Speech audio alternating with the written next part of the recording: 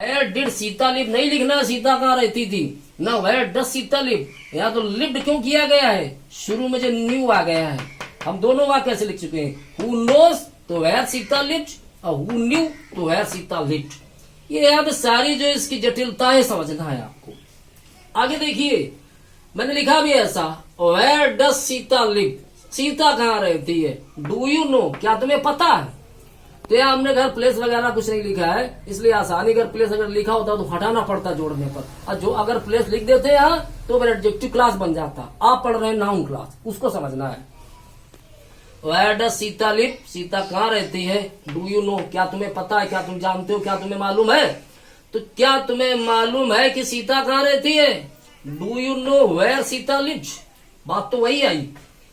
क्या तुम जानते हो कि सीता कहाँ रहती है, तो की अंग्रेजी दैट नहीं लगाई, वो नहीं लगती इनडायरेक्ट में, बाद में अगर इंट्रोगेटिव है तो।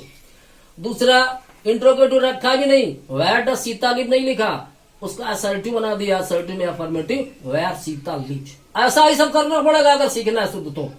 आगे बढ़िए, where does Sita live, Sita कहाँ रहती है। डिड यू नो, क्या तुम्हें मालूम था। अब टेंस भी बदलेंगे तो where does Sita live, Sita कहाँ रहती है। डिड यू नो, क्या तुम्हें मालूम था, तो क्या तुम्हें मालूम था कि सीता कहाँ रहती है। हिंदी तो आप ये बोल देंगे, लेकिन अंग्रेजी क्या बनाएंगे, क्या तुम्हें मालूम था। डिड यू नो की, तो दैट नहीं लिखेंगे। सीता कहाँ रहती है तो वेयर डज सीता लिव तो लिखेंगे ही नहीं, और वेयर सीता लिव्ड भी नहीं लिखेंगे। हम लिखेंगे जहां सीता रहती थी वेयर सीता लिव्ड। वो इंट्रोगेटिव भी नहीं रहेगा, और टेंस इसलिए बदलेगा क्योंकि शुरू में पास्ट में डिड से चल रहा है। इसलिए ये चीजें आपको फॉलो करनी पड़ेंगी नाउन क्लास में ये वाक्य बनाने के लिए। आगे बढ़ते हैं। Where are the knives sold, चाकू कहाँ बिकते हैं। पैसिव वॉइस है प्रेजेंट इंडेफिनिट का। Where are the knives sold, चाकू कहाँ बिकते हैं। दूसरा वाक्य, please tell me about the place, कृपया मुझे उस जगह के बारे में बताइए। चाकू कहाँ बिकते हैं, कृपया मुझे उस जगह के बारे में बताइए। तो हमने तो जोड़ा कैसे, कृपया मुझे बताइए कि चाकू कहाँ बिकते हैं। कृपया मुझे बताइए कि चाकू कहाँ बिकते हैं, इतना ही काफी है। तो प्लीज टेल मी, कृपया मुझे बताइए, where the knives are sold, जहाँ चाकू बिकते हैं, मतलब चाकू कहाँ बिकते हैं। हिंदी में तो आप खूब बोलेंगे, आपको लिखा मिल जाए, कृपया मुझे बताइए कि चाकू कहाँ बिकते हैं। तो की अंग्रेजी आप दैट वहीं लिखेंगे, क्योंकि बाद वाला वाक्य इंट्रोगेटिव, चाकू कहाँ बिकते हैं, इसे दैट नहीं लगाना है, वेयर वहां कंजंक्शन है, और बाद वाला इंट्रोगेटिव रहना भी नहीं, इसको असर्टिव बदलना है। तो असर्टिव बदलने के लिए करना क्या पड़ेगा, तो वेयर द करता पहले कर दिया, वेयर द नाइव्स बाद में आर को कर दिया है, अब वो असर्टिव है, इसीलिए यहाँ क्वेश्चन मार्क नहीं लगा है। जब दोनों वाक्य असर्टिव है तो क्वेश्चन मार्क लगाने की जरूरत नहीं है, और यहाँ पे पहले वाले वाक्य इंट्रोगेटिव थे इसलिए क्वेश्चन मार्क मैंने आंसर में लगाए। अगर वो पहले वाक्य असर्टिव होते तो यहाँ फुल स्टॉप लगाते, आखिरी वाला वाक्य तो इंट्रोगेटिव रहता ही नहीं जब जोड़ते हैं तब। ऐसा आगे दो वाक्य देखिए, why is the child weeping, बच्चा क्यों रो रहा है। Please tell me the reason, कृपया मुझे कारण बताइए। बच्चा क्यों रो रहा है, कृपया मुझे कारण बताइए। हिंदी में खूब आप लिख दें कि कृपया मुझे वो कारण बताइए कि बच्चा क्यों रो रहा है, लेकिन नाउन क्लास में अगर जोड़ना है तो द रीजन को हटाना पड़ेगा। द रीजन लिख देंगे तो उसका एंटीसीडेंट वाई का एंटीसीडेंट हो जाएगा, उसको तो हटाना ही, एडजेक्टिव क्लास बनेगा तब ये सब द रीजन और द प्लेस और द मैनर द मेथड वो सब लिखेंगे, आगे वाक्य मिलते जाएंगे। उसको हटाना है अगर नाउन क्लास बनाना है तो। बच्चा क्यों रो रहा है, कृपया मुझे वो कारण बताइए। आपको कैसे जोड़ना है, कृपया मुझे बताइए कि बच्चा क्यों रो रहा है। प्लीज टेल मी, कृपया मुझे बताइए, दैट नहीं लिखेंगे वहां पे, वाई से चलना आगे। और इंट्रोगेटिव भी नहीं रखना है, why the child is weeping करना है, अब ये इंट्रोगेटिव नहीं रहा, वो असर्टिव हो गया। और वाई इज द चाइल्ड अगर कर देते, इस पहले आता चाइल्ड के करता के पहले, तो इंट्रोगेटिव बना रहता। वो इंट्रोगेटिव तो रखना ही नहीं इसको, क्लास को है, तो वाई से चल रहा है, यही नाउन क्लास है, यही सबऑर्डिनेट क्लास है। आगे बढ़ते हैं। रमेश एंड मुकेश कैरल्ड, रमेश और मुकेश झगड़ गए। I do not know the reason, मुझे वो कारण नहीं मालूम है। तो मुझे नहीं मालूम है कि रमेश और मुकेश क्यों झगड़ गए। मैं हिंदी में कारण हटा रहा हूं क्योंकि मैं नाउन क्लास बना रहा हूं। मुझे नहीं मालूम है कि रमेश और मुकेश क्यों झगड़ गए, मुझे नहीं मालूम है। आई डू नॉट नो की दैट नहीं लगाएंगे। रमेश और मुकेश क्यों झगड़ गए, वाई रमेश एंड मुकेश क्वेरल्ड। अब वहां why did Ramesh and Mukesh quarrel नहीं होगा, कि रमेश और मुकेश क्यों झगड़ गए। फुटकर में लिखेंगे तो हो जाएगा, जुड़ेगा तो असर्टिव बनेगा, जुड़ेगा तो इंटरोगेटिव बात वाला नहीं रहेगा। आगे बढ़ते हैं। When will the father return home from office? When will the father return home from office? पिताजी दफ्तर से घर कब लौटेंगे। Who will tell the time? समय कौन बताएगा। पिताजी दफ्तर से घर कब लौटेंगे, समय कौन बताएगा। जब जोड़ेंगे कौन बताएगा कि पिताजी दफ्तर से घर कब लौटेंगे। ऐसा अगर द टाइम आपने रख दिया तो व्हेन का एंटीसीडेंट हो जाएगा।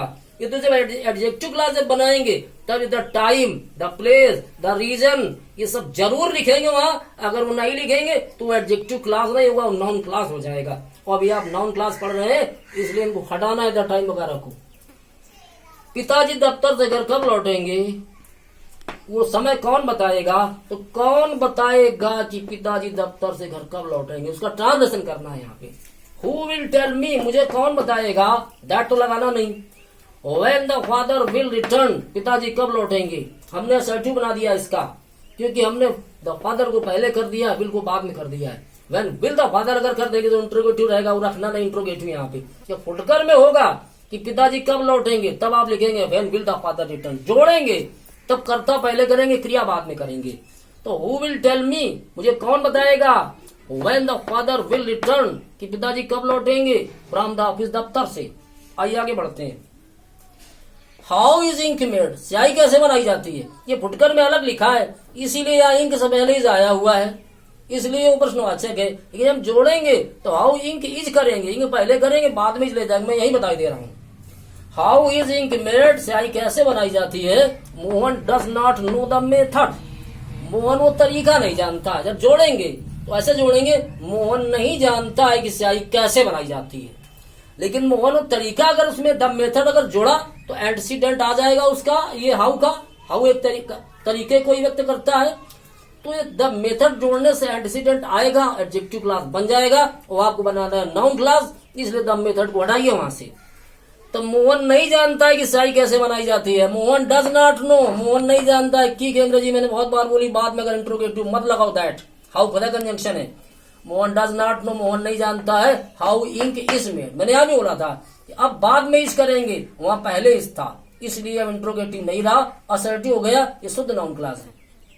आगे देखिए, who wrote the Shakuntalam, Shakuntalam किसने लिखी। अभिज्ञान शाकुंतलम जो कालिदास की किताब, तो ये किताब का नाम Shakuntalam. Who wrote the Shakuntalam, Shakuntalam किसने लिखी। कैन यू टेल अस, क्या आप हमें बता सकते हैं।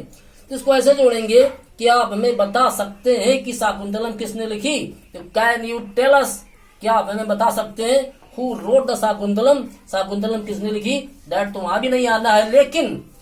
लेकिन शाकुंतलम किसने लिखी तो उसकी अंग्रेजी है हु रोट द शाकुंतलम। और शाकुंतलम जिसने लिखी तो भी अंग्रेजी है हु रोट द शाकुंतलम, क्योंकि कर्ता वहां खुद है, हु है, इसलिए क्रिया तो बाद में रहेगी। यहाँ पे आगे पीछे करने का कुछ सवाल नहीं है। आगे बढ़ते हैं, आइए देखते हैं। व्हाट इज योर नेम, तुम्हारा क्या नाम है। What are you doing here, तुम यहाँ क्या कर रहे हो। और तीसरा वाक्य भी लिखा है I want to know about it, मैं इसके बारे में जानना चाहता हूँ। 3 वाक्य यहाँ पे। व्हाट इज योर नेम, तुम्हारा क्या नाम है।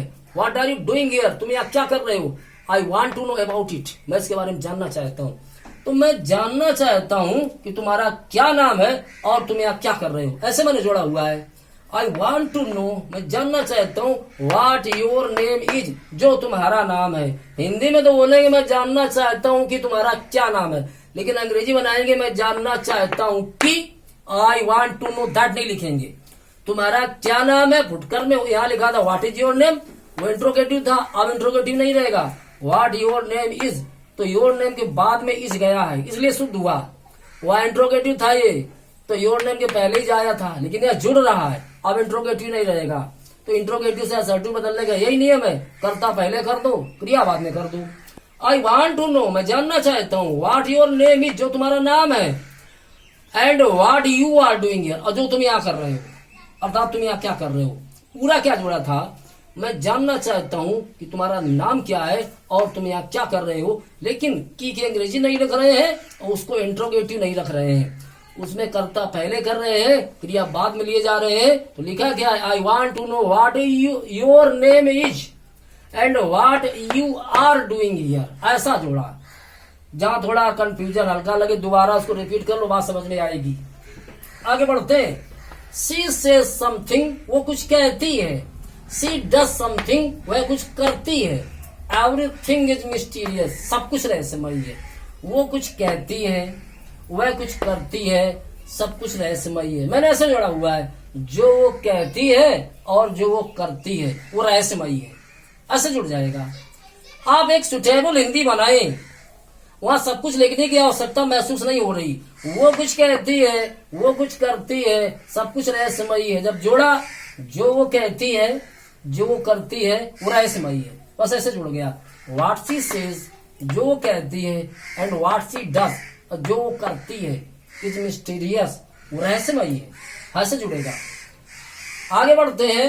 हाउ डिड ही फेल, वो कैसे फेल हो गया। इट्स रीजन, इसका कारण, विल नेवर बी नोन, कभी मालूम नहीं हो पाएगा, कभी पता नहीं चल पाएगा। दो वाक्य हैं, वो कैसे फेल हो गया एक वाक्य, दूसरा वाक्य इसका कारण कभी पता नहीं चल पाएगा। तो वो कैसे फेल हुआ ये कभी पता नहीं चल पाएगा, ये नाउन क्लास है। अंग्रेजी कैसे बनी है, हाउ ही फेल्ड, वो कैसे फेल हुआ। विल नेवर बी नोन, वो कभी मालूम नहीं हो पाएगा। वो हिंदी में जाइए जो जोड़ के बताई जा रही है, वो कैसे फेल हुआ, इसका कारण कभी मालूम नहीं हो पाएगा। तो वो कैसे फेल हुआ ये कभी मालूम नहीं हो पाएगा। द रीजन को तो लिखना ही नहीं, एडजेक्टिव क्लास बना देगा वो। लेकिन जो क्लास है उसकी नाउन क्लास, सबऑर्डिनेट क्लास, उसको भी इंट्रोगेटिव नहीं रहना है। तो क्लास है कौन, जो कंजंक्शन से शुरू होती है, हर बार बताया। तो हाउ शुरू हुआ है, या शुरू में एक क्लास है। हाउ ही फेल्ड, वो कैसे फेल हुआ, यही नाउन क्लास है। विल नेवर बी नोन, ये कभी पता नहीं चल पाएगा। अंत में ये तीन वाक्यों को फिर जुड़वाया है।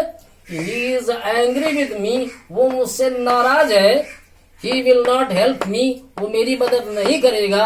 आई नो दिस, मैं जानता हूँ। तीन वाक्य, वह मुझसे नाराज है, वह मेरी मदद नहीं करेगा, मैं जानता हूँ। हमने ऐसे जोड़ा, मैं जानता हूँ कि वह मेरी मदद नहीं करेगा, क्योंकि वह मुझसे नाराज है। मैं जानता हूँ कि लगाने से नाउन क्लास हो गया।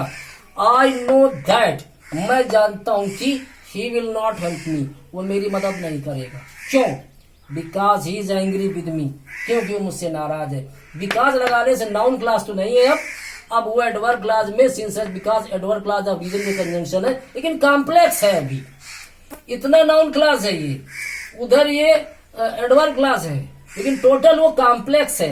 अगर इसको ऐसे कर दें कि आई नो, मैं जानता हूं, that he is angry with me, कि वह मुझसे नाराज है, so he will not help me, इसलिए वो मेरी मदद नहीं करेगा। सो लगाने से कंपाउंड बन जाएगा, आधा कॉम्प्लेक्स रहेगा, आधा कंपाउंड हो जाएगा। इसलिए मैंने इसको इस तरीके से बना दिया है कि सो आने नहीं दिया है, भले दैट और बिकॉज आ गए हैं।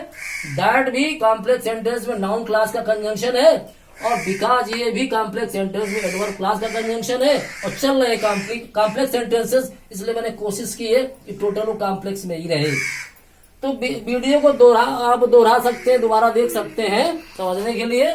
और अच्छा लगे तो लाइक कर दीजिएगा, शेयर और कमेंट कर दीजिएगा। अब ये मेरी समझ में नाउन क्लास में काफी पर्याप्त मैटर में आपको दे चुका हूँ। मुझे एडजेक्टिव क्लास में जाना है, एडवर्ब क्लास पढ़ाने, उन पे वीडियो आगे बनेंगे, उनका इंतजार करिए। थैंक यू वेरी मच, बहुत बहुत धन्यवाद।